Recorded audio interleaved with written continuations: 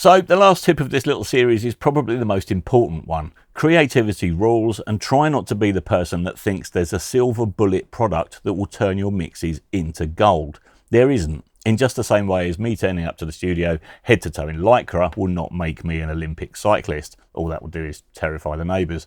Whilst artificial intelligence might be creeping slowly into what we do, is a mix that's done by your DAW in 5 years' time going to be as good as one you could do yourself? Well, if you're in the buying gear and endless plugins to compensate for a lack of knowledge mindset, then yes, it probably will be better than what you can do.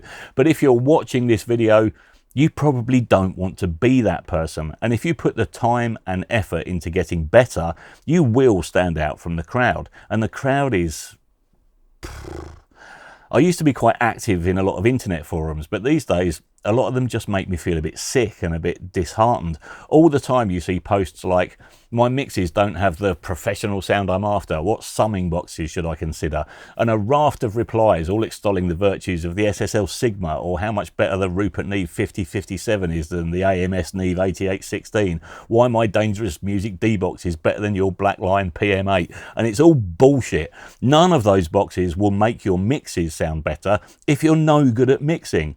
And the handful of people that say that are largely ignored, because that's probably not the instant gratification based answer the original poster wanted to hear. I did reply to a post the other day from someone who was asking how they could get a client's MIDI, viola and accordion parts sounding more realistic in the mix, particularly on the longer notes. It was the sustained notes that were really giving the game away. The shorter notes sounded okay.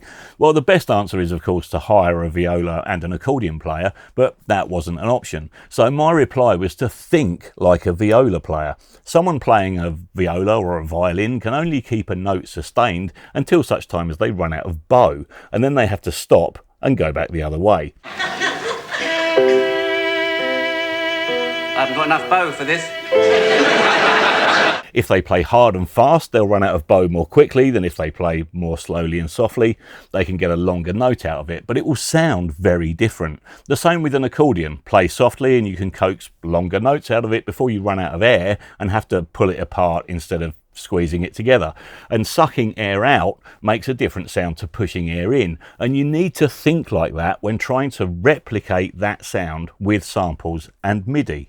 I pointed the original poster to one of Christian Henson's excellent videos where he demonstrates how vital some kind of expression control is when using Spitfire's string-based orchestral libraries.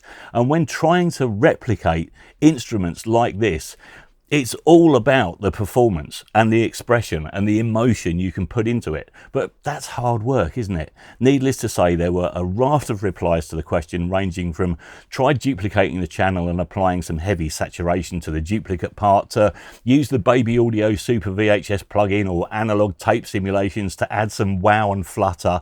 And none of those replies were of any use to the original poster whatsoever. Duplicating the channel and adding heavy saturation plugins is going to give you parallel saturation on a shit MIDI viola part, and adding a VHS tape simulation is going to make it sound even shitter. It's not the answer. You're polishing the proverbial turd when really you need to be flushing it away, asking yourself why it doesn't sound like a viola or an accordion, and adding some emotion, adding some performance element into the sound, not adding another chain of plugins to the part. A question we get asked all the time is, how can I make my programmed drums sound real? Don't program them. Programmed drums sound great if you're making electronic dance music, but if you're trying to make them sound like an actual drummer, then you need to get off the grid, you need to steer clear of the quantize button, and ideally get a good drummer to play them, and that can be cheaper than buying Easy Drummer. One of my favourite bands, a real musicians band, is Tower of Power. Their funkier material makes my blood boil with excitement, and they don't record to a click and snap Dave Garibaldi to the grid. Listen to the start of this tune.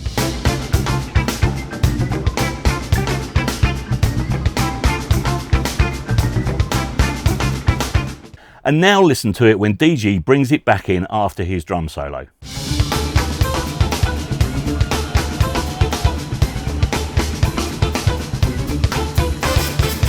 It starts off at 108 BPM and midway through the tune it's at 125. And when he comes in after the drum solo, the snare is so far ahead of the beat, he's in grave danger of disappearing up his own arse. It's like an out of control train. And it does that on the original record too. And that's what makes me come out of a Tower of Power show covered in sweat, having heart palpitations and feeling like I've been beaten up. The band having grabbed me by the scruff of the neck, repeatedly slapped me around the face for 2 hours going, "This is how you do it, not with f***ing plugins."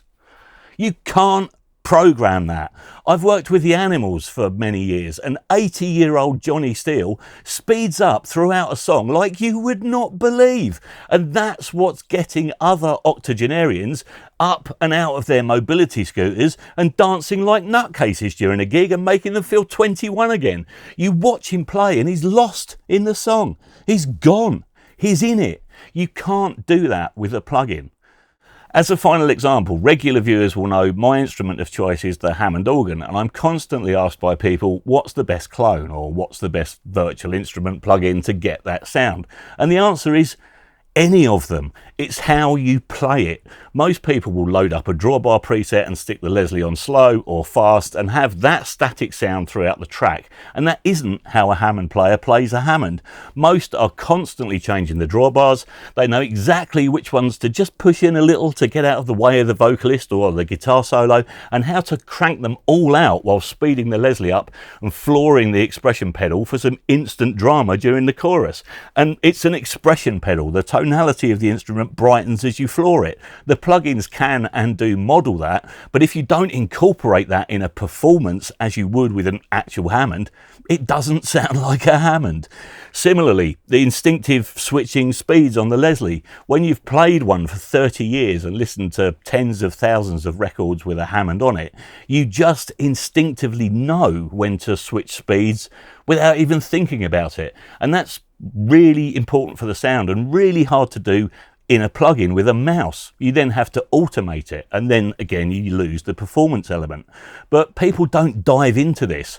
They just trial another plugin or spend more money on a better Nord.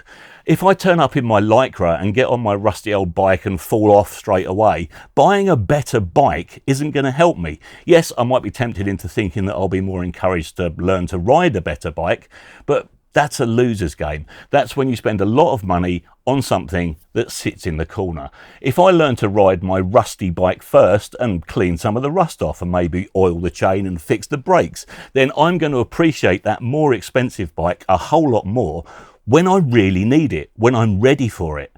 Buying that up front in the hope it will fix my inabilities isn't the answer, and it's not the answer for your mix.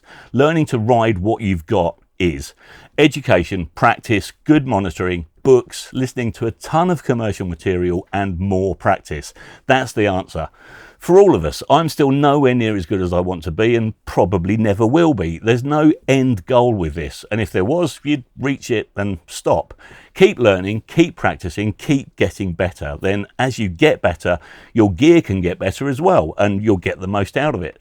But if you're starting out, get a cheap interface, any one that gives you as many inputs and mic pre's as you need. Get to know any DAW. If you're mixing other people's music, invest in treating your room, monitoring, and nothing else. And if you're playing an instrument and recording it yourself, then get the best instrument you can and get as good as you possibly can on that instrument. You need to put your 10,000 hours into whatever it is you're doing.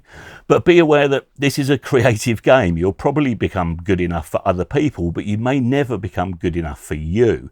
And you need to learn to see that as a good thing. It means we're always striving to improve. Obsessing over whether you should be using the Waves SSL EQ over the Slate SSL EQ won't help you do that at all. It doesn't matter.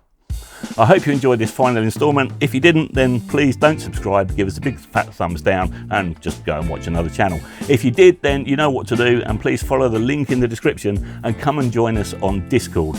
James is building a really great community there. It's all free. Our members are coming up with some great ideas for videos. Everyone's really friendly and helpful and generally very lovely, and if they're not, then they're kicked out. It's a great place to be, and we're all learning from each other. So come and join us there for free. Remember, create, don't hate, and you'll see us in the next video very, very soon. And we have cat photos. Cat photos. We have cat what on Discord. Yeah. Cat photos. Ooh, ooh, ooh, ooh.